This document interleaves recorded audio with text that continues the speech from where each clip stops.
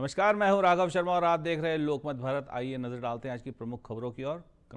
Canada के प्रधानमंत्री mark Carney ने ट्रंप की टैरिफ धमकी के बाद देशवासियों से स्वदेशी सामान खरीदने की अपील की है। कार्नी ने एक वीडियो संदेश जारी कर कहा कि कनाडा की अर्थव्यवस्था इस वक्त बाहरी खतरा है, इसलिए जो हमारे नियंत्रण में है उसी पर ध्यान देना होगा। कार्नी का यह बयान ऐसे समय आया जब अमेरिकी राष्ट्रपति डोनाल्ड ट्रंप ने कनाडा को चीन के साथ व्यापार समझौते करने पर कड़ी चेतावनी दी है। ट्रंप ने कहा कि अगर कनाडा ने चीन के साथ व्यापारिक रिश्ते बढ़ाए तो अमेरिकी कनाडाई सामान पर 100% टैरिफ लगाएगा। ट्रंप ने शनिवार को ट्रूथ स्पेशल पर पोस्ट करते हुए कहा, कनाडाई प्रधानमंत्री को गवर्नर कार्नी लिखा और कहा कि अगर कार्नी कनाडा के चीन के लिए अमेरिका में सामान भेजने का ड्रॉप ऑफ पोर्ट बनाना चाहते हैं तो यह गलतफहमी है। ट्रंप ने आगे कहा कि चीन कनाडा के कारोबार, सामाजिक ढांचे और जीवन शैली को पूरी तरह नष्ट कर देगा।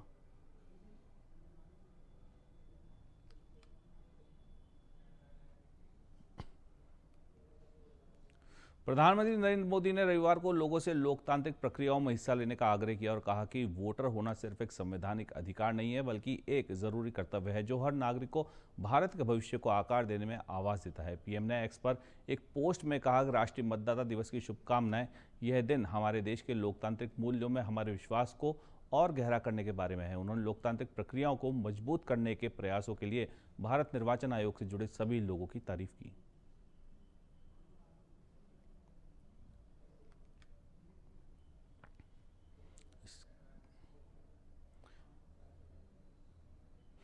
प्रयागराज में स्वामी अविमुक्तेश्वरानंद और मेला प्रशासन के बीच 7 दिनों से विवाद जारी है। शनिवार रात कट्टर सनातनी सेना नाम के संगठन के 8 से 10 युवक भगवा झंडा लिए नारे लगाते हुए पहुंच गए। शंकराचार्य के शिविर में घुसने की कोशिश की और आई लव बुलडोजर और सीएम योगी जिंदाबाद के नारे लगाने लगे। इसके साथ ही अविमुक्तेश्वरानंद के शिष्यों से धक्का मुक्की भी हुई। यह हंगामा 15 मिनट तक चला। संगठन का प्रमुख सचिन सिंह नाम का व्यक्ति बताया जा रहा है। इसके बाद शंकराचार्य के शिष्यों ने शिविर को चारों तरफ से ढक दिया, अंदर जाने के रास्ते ब्लॉक कर दिए। इसी बीच अविमुक्तेश्वरानंद ने आज की गौ प्रतिष्ठा प्रेरणा यात्रा भी रद्द कर दी है।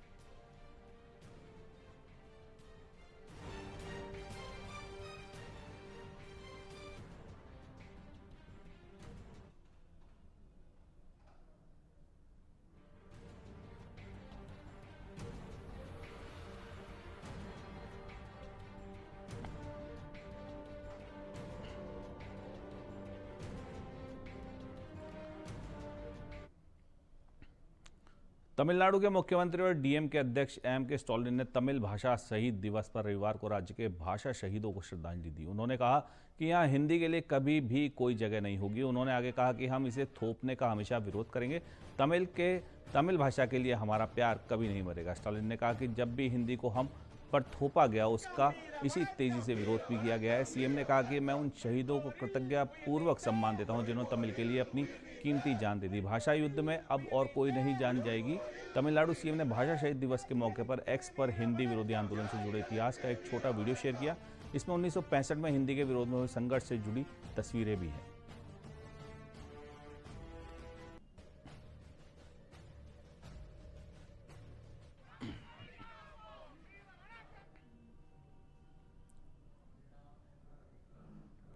राजस्थान सरकार ने वर्ष 2025-26 के बजट में प्राकृतिक खेती को बढ़ावा देने के लिए व्यापक कार्य योजना लागू की है। इस योजना के तहत प्रदेश के 2,50,000 किसानों को प्राकृतिक खेती से जोड़ा जा रहा है। इसका उद्देश्य खेती की लागत घटाना और मिट्टी की सेहत सुधारना है। राष्ट्रीय प्राकृतिक खेती मिशन के अंतर्गत 2,25,000 किसानों के लिए केंद्र सरकार 60% और राज्य सरकार 40% वित्तीय सहयोग दे रही है। इसके अलावा 25,000 किसानों को राज्य सरकार पूरी आर्थिक सहायता दे रही है, जिससे अधिक किसान इस पद्धति को अपनाएंगे। प्राकृतिक खेती को व्यवस्थित रूप से लागू करने के लिए 125 किसानों के 50 हेक्टेयर क्षेत्र में एक क्लस्टर बनाया गया है। पूरे राज्य में 1 लाख हेक्टेयर क्षेत्र में 2,000 क्लस्टर गठित किए गए हैं। इससे किसानों को सामूहिक रूप से प्रशिक्षण और संस्थान मिल पा रहे हैं। अपने माता पिता की सेवा का, माता पिता के सहयोग करने का, उनके सपने जब रौंद जाते हैं, मेरे उस किसान की पीड़ा को नहीं जानते हैं।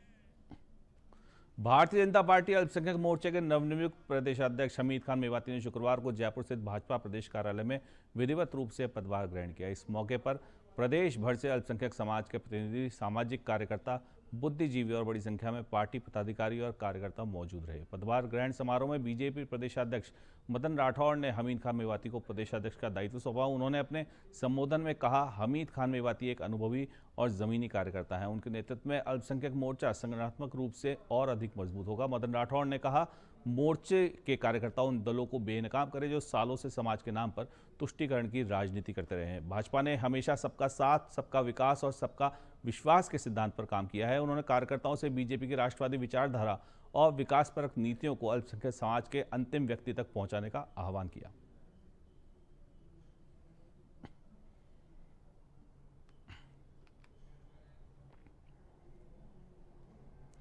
बूंदी में यूपी कांग्रेस के सह प्रभारी एवं राष्ट्रीय सचिव धीरज गुर्जर और कोटा बूंदी लोकसभा क्षेत्र से कांग्रेस प्रत्याशी रहे प्रहलाद गुंजल बूंदी पहुंचे। दोनों वरिष्ठ नेताओं ने बूंदी सर्किट हाउस में पत्रकारों से रूबरू होते हुए केंद्र और राज्य सरकार पर जमकर निशाना साधा।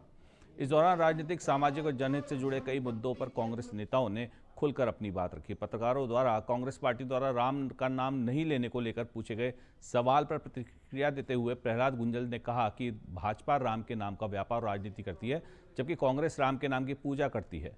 आस्था को राजनीति से जोड़ना भाजपा की पुरानी आदत बन चुकी है। भगवान राम पूरे देश के आराध्य हैं, उन्हें किसी एक दल की जागीर बनाना गलत है। उन्होंने कहा कि कांग्रेस हमेशा सामाजिक सौहार्द और धार्मिक सद्भाव की पक्षधर रही है।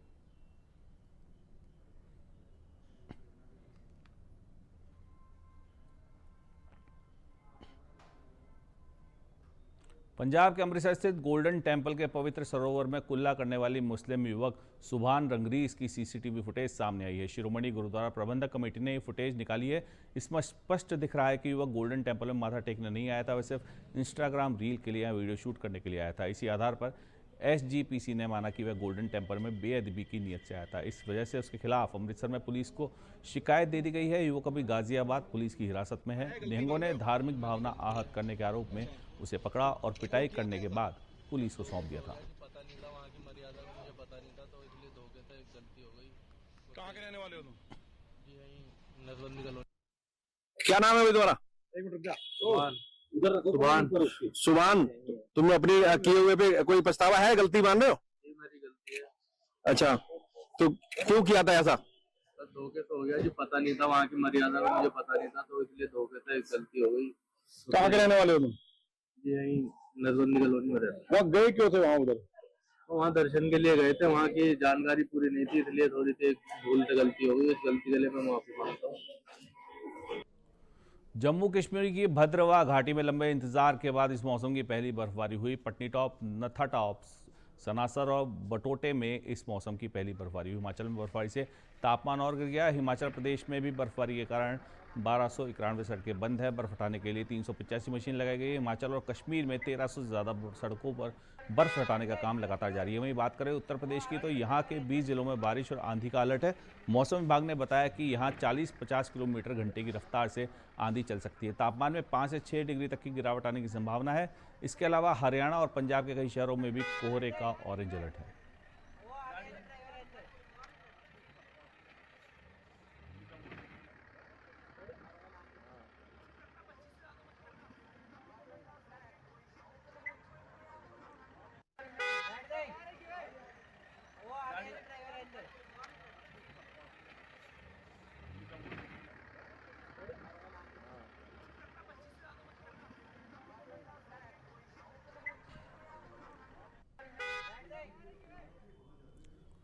मंदसौर शहर में आदर्श रोड को लेकर विवाद लगातार गहराता जा रहा है। सड़क निर्माण और चौड़ीकरण के नाम पर जहां पहले छोटे और गरीब व्यापारियों को हटाकर उनकी रोजी रोटी छीनी गई, वहीं दूसरी ओर सड़क किनारे लगे अवैध और वैध होल्डिंग पर अब तक कोई कार्रवाई नहीं हुई। इसी असमान कार्रवाई के विरोध में नगरपालिका के कई पार्षद सड़क पर उतरा है। पार्षदों का आरोप है कि नगरपालिका द्वारा केवल कमजोर और गरीब वर्ग पर ही कार्रवाई की जा रही है, जबकि बड़े विज्ञापन होल्डिंग जानबूझकर छोड़े जा रहे हैं। खासकर बात यह है कि कई होल्डिंग स्कूल के ठीक सामने लगे हुए हैं, जिससे बच्चे और आम लोगों की सुरक्षा पर गंभीर खतरा बना हुआ है। इस मुद्दे को लेकर पार्षदों ने नगर पालिका सीएमओ को लिखित आवेदन सौंपते हुए तत्काल होल्डिंग हटाने की मांग की। जब मौके पर जेसीबी मशीन पहुंची तो पार्षद उसके सामने खड़े हो गए और कार्रवाई रोक दी। मौके पर काफी देर तक हंगामे की स्थिति भी बनी रही।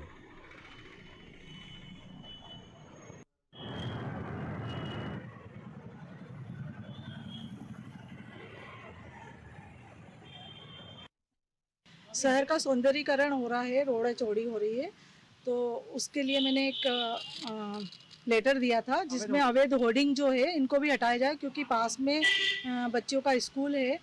स्कूल भी इन होर्डिंग की वजह से काफ़ी ढका हुआ रहता है और होर्डिंग रोड के काफ़ी बीच में भी है। अभी जो लाइनिंग की गई वहाँ पे, तो उस लाइन के अनुसार होर्डिंग बीच में आ रहे हैं, तो अगर एक होर्डिंग वहाँ से हटाए तो सारे ही हटा दे, क्योंकि हमने शहर के सौंदर्यीकरण के लिए फूल वालों को भी हटाया, सभी गरीबों के ठेले वगैरह सभी हटाए हैं। तो ये अवैध जो बैनर होर्डिंग लगे हुए हैं, अवैध होर्डिंग, इनको भी हटा दे तो अच्छा होगा। इसके लिए हमने सीएमओ मैडम से भी चर्चा करी और थोड़ी देर काम भी रुकवाया था हमने। इंदौर में खजराना से बड़ा गणपति तक बनाए जाने वाले अंडरग्राउंड मेट्रो प्रोजेक्ट को लेकर मेट्रो एमडी और कलेक्टर ने शहर के प्रस्तावित स्टेशन का दौरा किया, जहां मेट्रो कार्य के दौरान खुदाई और सड़क डायवर्शन प्लान पर भी चर्चा हुई।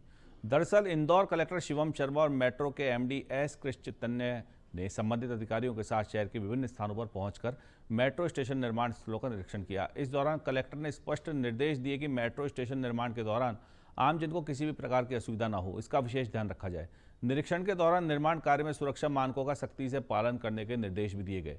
कलेक्टर ने कहा कि खजराना से बड़ा गणपति तक अंडरग्राउंड मेट्रो स्टेशन का निर्माण किया जा रहा है ताकि शहर वासियों को बेहतर और सुरक्षित परिवहन सुविधा मिल सके।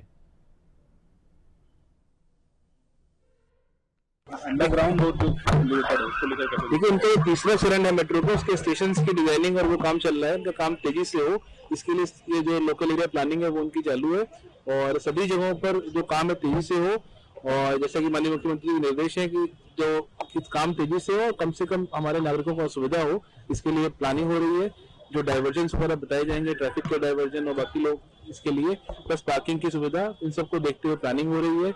इनके द्वारा अभी सभी जो 9 स्टेशन तीसरे चरण के उनका निरीक्षण एमडी मेट्रो उनकी पूरी टीम कर रही है और इसमें जो जो स्थानीय सहयोग है वो हम लोग इसके लिए काम कर रहे हैं। सर, ओल्ड डीआईजी ऑफिस जो जहाँ भी आप खड़े हैं यहाँ पे बताया जा रहा है, अंडरग्राउंड जो बनने वाली मेट्रो स्टेशन है उसको लेकर के यातायात बड़ी संख्या में डाइवर्ट होगा, उसको लेकर के देखिए डाइवर्जन होगा जरूर हो, लेकिन हमारी प्रयास यही है कि कम से कम असुविधा हो, थोड़ा मार्ग थोड़ा पतला होगा क्योंकि यहाँ पे कटन इनका काम चलेगा इस पूरे रोड पर भी, तो लेकिन कम से कम असुविधा इसके लिए हम। बुरहानपुर जिले के सीलमपुरा स्थित विश्वविख्यात स्वामीनारायण मंदिर में भगवान श्री हरिकृष्ण महाराज देव का 155वां पाटोत्सव श्रद्धा और भक्ति के साथ मनाया गया। इस अवसर पर 500 लीटर दूध के साथ दही, केसर, शुद्ध घी और शक्कर से अभिषेक किया गया। वेद मंत्रोच्चारण के लिए ब्राह्मणों द्वारा 1600 मंत्रों का उच्चारण किया गया। विशेष परंपरा स्वामीनारायण संप्रदाय के अन्य मंदिरों में अलग अलग दिनों में देखने को मिलती है, लेकिन बुरहानपुर का यह मंदिर एकमात्र ऐसा मंदिर है जहां पाटोत्सव के दिन ही अभिषेक के साथ 56 भोग और राज्योपचार की अद्भुत झलक देखने को मिलती है। अभिषेक के बाद कई घंटों तक दूध की अविरल धारा बहती रही, जिसे भक्त तीर्थ रूप में तपेलों में एकत्र कर अन्य श्रद्धालुओं को पीने के लिए वितरित करते हैं। मान्यता है कि यह तीर्थ के गंभीर रोगों से मुक्ति दिलाने में सहायक होता है।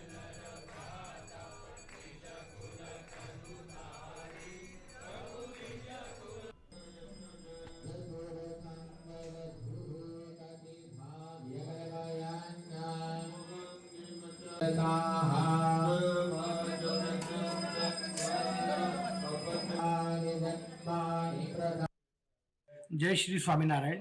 ये बुरहानपुर का जो स्वामीनारायण मंदिर है 196 वर्ष पुराना है और यहाँ पर 196 वर्ष पहले भगवान नारायण, लक्ष्मी नारायण देव की प्रतिष्ठा हुई थी। उसके बाद में 155 साल पहले जब ओरिजिनल मंदिर बनाया गया था, मिट्टी का बना था, थोड़ा सा जो है जीर्ण हो रहा था, तब गुजरात से आचार्य आए और उन्होंने 155 साल पहले लक्ष्मी नारायण देव के साथ में हरि कृष्ण जी की स्थापना महासुदी सातम जो सप्तमी तिथि है उस दिन की थी। उस दिन हरि कृष्ण महाराज का स्थापना हुआ था, उसका प्रतिष्ठोत्सव।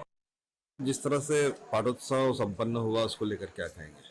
आज भगवान हरि कृष्ण महाराज का 155वां पाटोत्सव के अंदर भगवान का दिव्य अभिषेक हुआ, जिसमें षोडशोपचार, पंचोपचार के द्वारा, ब्राह्मणों के वैदिक मंत्रों के द्वारा सुंदर अभिषेक हुआ, जिसमें दूध, दही, घी, शहद आदि सभी आयुर्वेदिक गौ माता से निर्मित सभी पंचगव्य से भगवान का अभिषेक हुआ। वही प्रसादी भूत जल भक्तों को प्रसादी में बांटा गया, जिसके ग्रहण करने से ही भक्तों का जो शारीरिक दुख है सब नष्ट होता है, कई रोगों का निदान हो जाता है। ऐसा सुंदर तीर्थ रूपी जल आज हरि भक्तों को बांटा गया और सुंदर भगवान का अभिषेक हुआ। मंदसौर के राम टेकरी क्षेत्र स्थित सुदामा नगर के पास झरने वाली गली में बीती रात चोरों ने एक सूने मकान को निशाना बनाते हुए बड़ी चोरी की वारदात को अंजाम दिया। बदमाशों ने मकान का ताला तोड़कर अंदर प्रवेश किया और आभूषण और अन्य नकदी सहित 3 लाख रुपए से अधिक का माल चुरा लिया। घटना के समय मकान मालिक अरुण गौतम अपने परिजनों के साथ शादी समारोह में गए हुए थे। 22 और 23 जनवरी के दरमियान अज्ञात बदमाशों ने वारदात को अंजाम दिया। चोरी की यह पूरी घटना पास लगे सीसीटीवी कैमरे में कैद हो गई, जिसमें 2 बदमाश साफ दिखाई दे रहे हैं। सूचना मिलते ही पुलिस मौके पर पहुंची और जांच शुरू की गई। थाना प्रभारी पुष्पेंद्र सिंह राठौड़ ने बताया कि चोरी का मामला दर्ज कर लिया गया है और सीसीटीवी फुटेज के आधार पर बदमाशों की तलाश की जा रही है।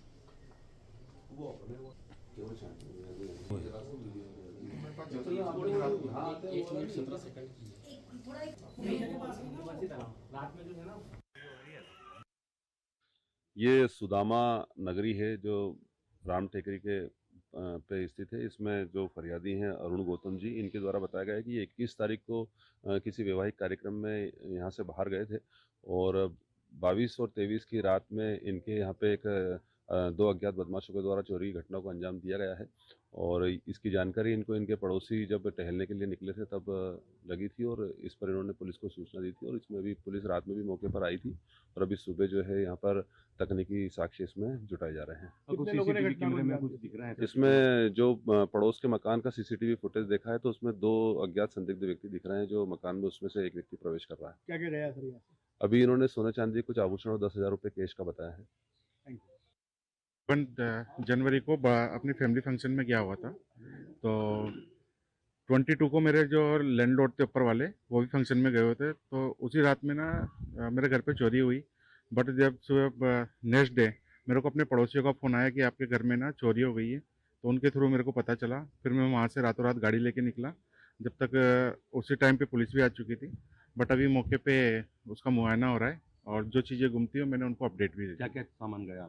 कुछ पाइजेब थी वाइफ की 4 जोड़ी, 2 बेटियों की थी, बेटी के टॉप्स थे गोल्ड के, दोनों बेटियों के, और 10,000 कैश थे उसमें और $180 थे क्योंकि मेरे पास डॉलर रखे हुए थे तो वो भी थे। और लगभग 1 से 2 ग्राम की जो नाक की बाली होती है नथ की, गोल्ड की, एक वो थी। लगभग कितने की चोरी मानते सर अगर मैं अप्रोक्स करूँ तो सर 1.5 से 2 के बीच में बैठी है।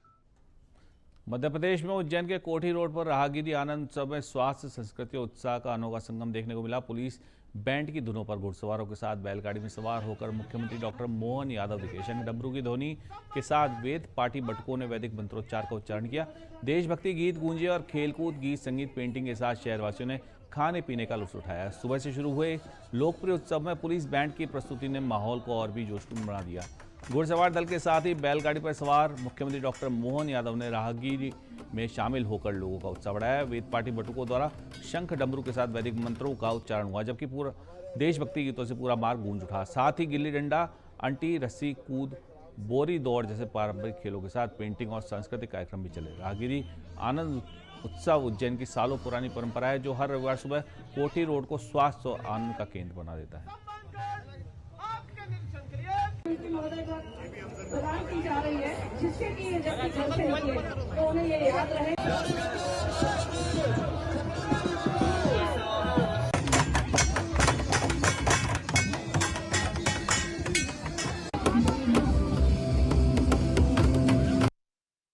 राहगीरी के दरमियान अपने गोल्ड मेडलिस्ट खिलाड़ियों का प्रदर्शन योग से, वेटलिफ्टिंग से, बच्चों को अलग अलग प्रतियोगिता के पुरस्कार और खासकर मोटरसाइकिल पर हेलमेट जरूर लगाए। इस अभियान के अंतर्गत हेलमेट भी बांटे जा रहे हैं। मेरी अपनी ओर से राहगीरी के सुंदर आयोजन में जब हम लोगों को स्वस्थ रखने का, प्रतिदिन व्यायाम करने का, अलग अलग 64 कलाएं, सब कलाओं का आनंद लेकर हमारे जीवन में संयम से रहे, आनंद से रहे, एक दूसरे का साथ दे, खुद भी सुखी रहे, दूसरों को सुखी करे। सरकार के माध्यम से राहगीरी के इस आयोजन में जिला प्रशासन और सभी लोगों को बधाई। मैं अपनी ओर से गणतंत्र दिवस की पूर्व दिवस पर आज यहाँ स्वयं शामिल हुआ हूँ।